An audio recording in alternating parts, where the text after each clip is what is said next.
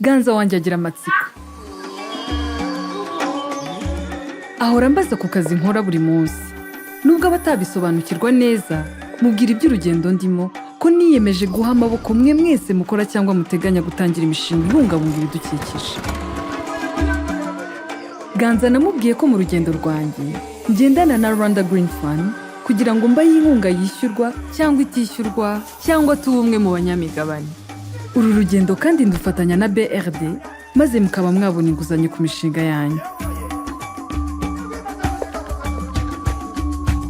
Waba uri mu bwikorezi, ubuhinzi, ubukungu bwisubira, ingufu ndetse n'imiturire. Egera Ireme Invest unyuze ku rubuga iremeinvest.rw. Ibidukikije ni ingobyi ihetse ubuzima. Kubibungabunga ni umurage nahisemo no guha Ganza wanjye. Amategeko n'amabwiriza birakurikizwa.